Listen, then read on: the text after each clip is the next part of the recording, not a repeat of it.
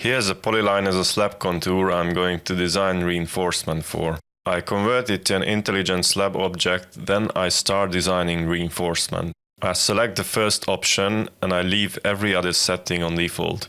Then I select the two edges I want to place the rebars between.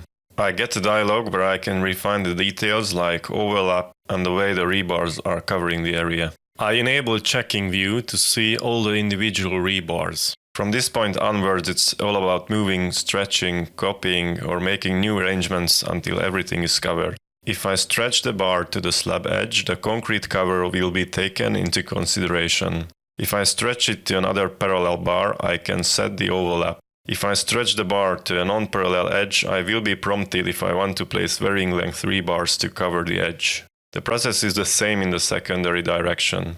Next step is to place the U-bars. I activate the U-bar layer, go to complete laying with new settings, use the fourth option, and I go over all the edges. Objects can be moved between layers with the Control-click context menu.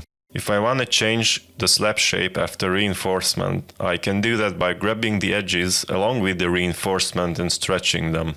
I have to redo the U-bars in some cases though. Breakthroughs can be created easily by drawing the shape and using break on an extent or a rebar depending on the situation. This will result in reinforcement gaps.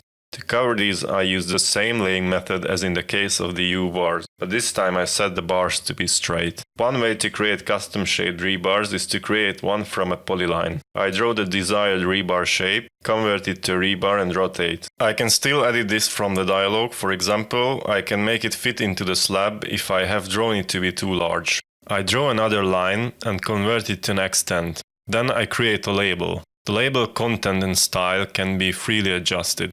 I can create references by shift right-clicking on a rebar. After every rebar has been placed, I create a schedule. The application will collect every rebar without an already existing reference and will prompt whether I want to create one. After this, I only need to place the schedule and the references.